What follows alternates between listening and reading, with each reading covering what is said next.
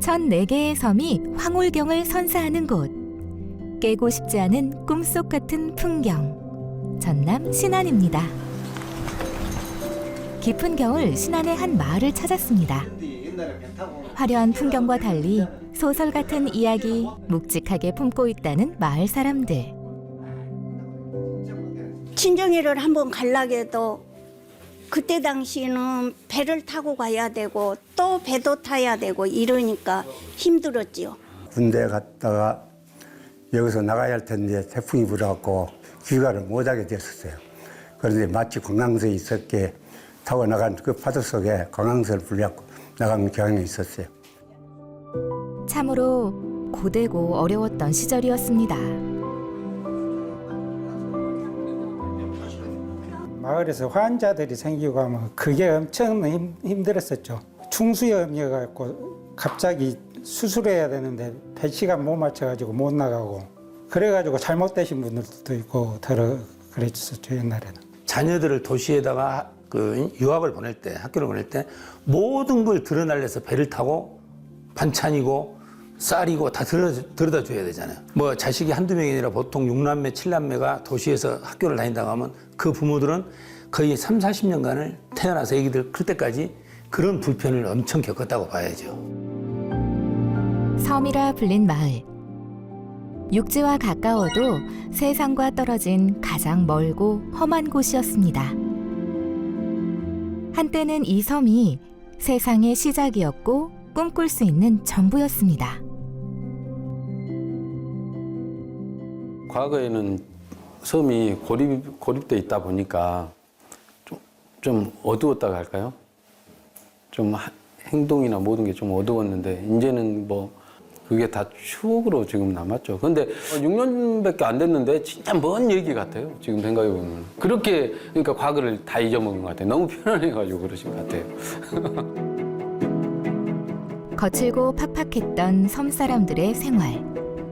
그들의 삶을 바꾼 기적은 달이었습니다.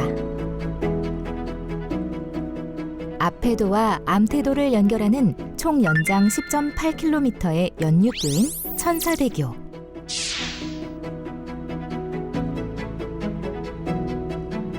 그때 기분은 말로 다 표현 못하죠. 예. 과연 우리가 여기를 차로 갈 수 있다는 게. 저 다리가 없는 시절에 이 섬 사람들은 수백 년간 배를 타고 다녔다고요, 도시로. 예. 완전 달라졌고 부르는 명칭도 많이 달라졌죠.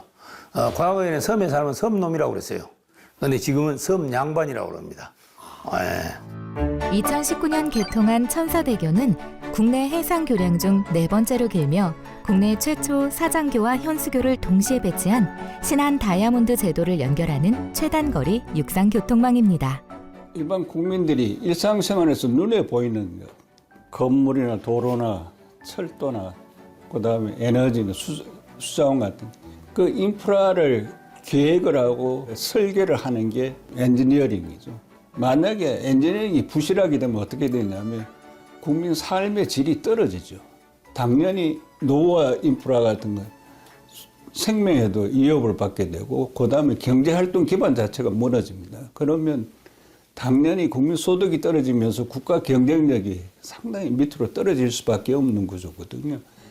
그런데 보통 사람들은 보면 엔지니어링 눈에 안 보이니까 이게 당연한 거 아니냐 그러는데 사실은 그렇지가 않습니다. 국토개발과 산업발전에 있어 주도적인 역할을 담당하는 엔지니어링. 그 역사와 위상을 만날 수 있는 곳이 있습니다. 엔지니어링 역사관은 협회 창립 50주년을 기념해서 그 엔지니어링의 가치 중요성과 함께 엔지니어링 산업의 걸어온 길을 우리 회원사뿐만 아니라 일반 국민들한테 알려주기 위해서 역사관을 만들어서 작년 6월 25일 날 개관을 하게 되었습니다. 저희처럼 이렇게 역사관으로 꾸며진 공간은 저희가 처음일 것 같습니다. 그리고 그 엔지니어링 역사관에는 엔지니어링 역사뿐만 아니라 또 협회가 걸어온 그 역사도 이제 같이 이렇게 전시되어 있습니다. 한국 엔지니어링 협회. 창립 50주년을 기념해 지난해 개관한 역사관은 대한민국 엔지니어링 산업 역사는 물론 미래 비전을 한눈에 볼 수 있습니다.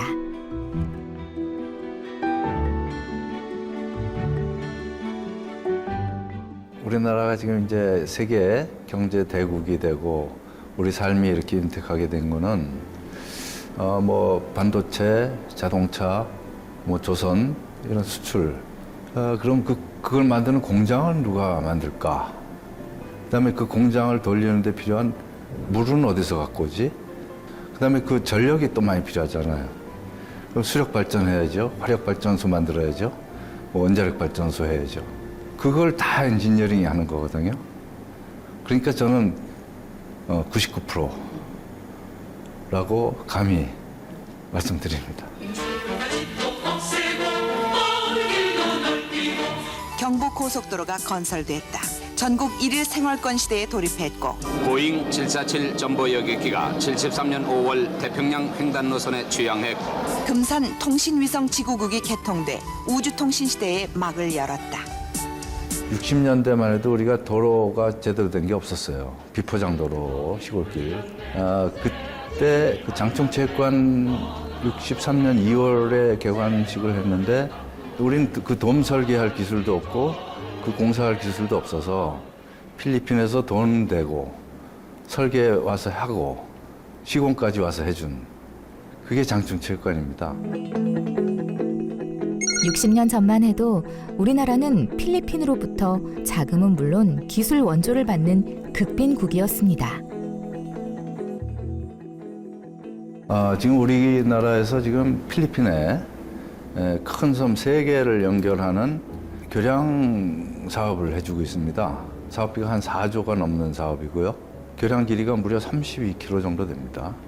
그 사업을 이게 전부 우리 기술로 우리가 하고 있는 거거든요.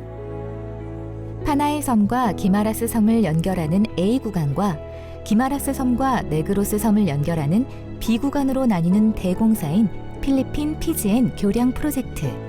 이제 대한민국은 엔지니어링 산업을 수출하는 나라로 위상을 떨치고 있습니다. 우리가 그 많은 돈을 들여서 우리 기술로 필리핀에다 그런 교량을 이렇게 해주고 있는데 뭐 그뿐 아니라 유럽하고 아시아를 잇는 튀르키예 차나칼레 대교 이것도 다 우리 기술로 한 거고 우리 자본으로 한 거고 그뿐이 아니라 뭐 UAE의 바라카 원전 10몇 년째 지금 세계 1등을 하고 있는 인천공항, 인천국제공항 이게 전부 우리 기술로 우리가 하고 있는 거거든요. 그 면면을 보시면 우리 기술이 세계 탑 클래스에 우리가 속해 있다고 믿어 의심치 않으실 수 있겠죠. 세계에서 인정받는 대한민국 엔지니어링은 우리나라를 넘어 인류의 진보와 발전을 이끌어가는 역사의 주역입니다. 엔지니어링의 개념은 우선 모든 행동이나 물건이 처음에 수요가 발생하면 그걸 어떻게 실현시킬 거냐 하는 거에서부터 출발을 하죠. 공항에는 일반적으로 뭐 70여 개의 시스템이 있습니다. 건물 수도 보면 30개가 넘거든요. 계약 건수만, 개별 계약 건수만 200개가 넘습니다. 20세기 말에 개항한 공항 중에 뭐 미국의 뉴덴버 국제공항이나 홍콩의 챈라코 공항, 그다음에 그래서 아테네 공항, 국제공항들이 개항 초기에 모든 공항이 문제가 생겼습니다. 그런데 인천국제공항은 문제가 없었습니다. 이제 그런 게 베이스가 됐던 게 엔지니어링 기반이었기 때문에 가능했었습니다. 인류 문명의 태동과 함께해온 엔지니어링. 과학기술의 진화, 혁신 시대에 고부가 가치 영역으로 주목받고 있습니다.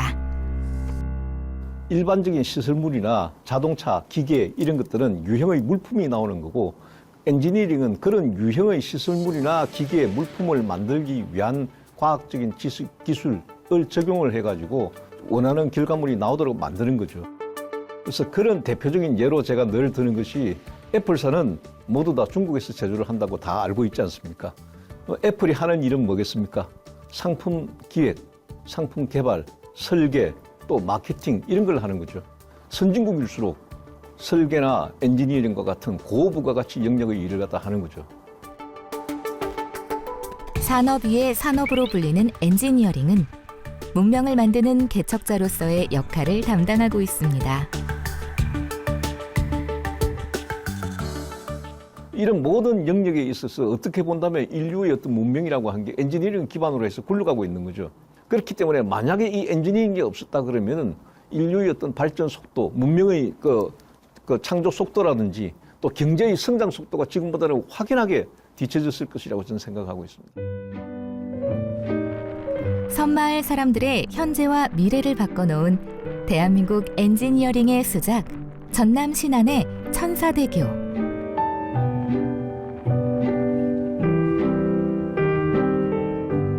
지난 설 명절, 위용 자랑하는 천사대교를 통해 겨울 풍경 가득한 신안의 섬마을을 찾았습니다.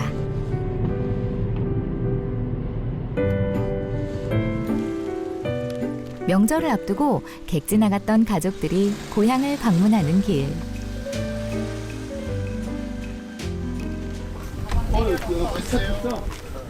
오늘 애들만 타고? 애들만. 들어왔나? 들어오시오. 전 같으면 이런 애꿎은 날씨에 섬에 들어온다는 것은 꿈도 못 꾸는 일이었습니다. 만약에 주의보 이런 날씨에 배가 옛날에 뜨지 않았다 그러면 목포 북항에서 못 가니까 이제 고향 보고 모든 그 도서민들이 그 모여서 고향 보고 그냥 절하고 서울에서 오신 분들은 다시 서울로 또 그 근처 도해지에서 오신 분들은 자기 집으로 이제 다시 돌아가죠. 그게 이제 도서지방에 사는 사람들의 애환이죠.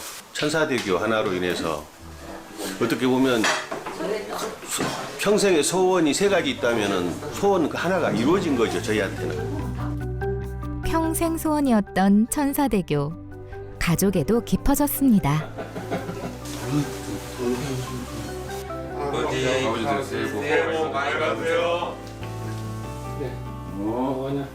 앞으로 하여튼 다들 건강하고 직장들 열심히 다니고 고맙고 이렇게 너희들이 다 성장해서 이렇게 예쁘게 커져서 그나마 고맙다. 끝. 일단은 저 다리로 인해서 시간도 많이 아끼고 편하게 올 수 있다는 점이 가장 컸던 것 같고 이제 앞으로 이게 새로운 추억과 새로운 가족 간의 연결 다리가 되겠구나 라는 그런 생각으로 건너왔습니다. 섬과 섬을 이어줄 뿐만 아니라 마음과 마음도 이어주는 가교 역할을 하는 천사대교.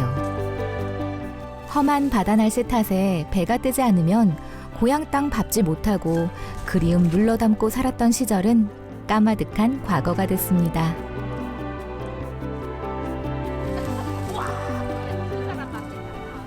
말로 다 표현할 수 없지. 기쁘고 좋죠. 이렇게 많은 후손들이 차례하게 해갖고 참 먼 데서 천사대교 다리가 생긴 이래로 이렇게 다 모여서 차례 지내고 이렇게 또 떡국 한 그릇씩 먹고 그렇게 헤어진다는 게 참 기분도 좋고 흐뭇합니다. 기술이라는 한정된 시선에서 주체적인 산업으로 도약한 대한민국 엔지니어링은 최초를 넘어 최고를 향해 달리고 있습니다.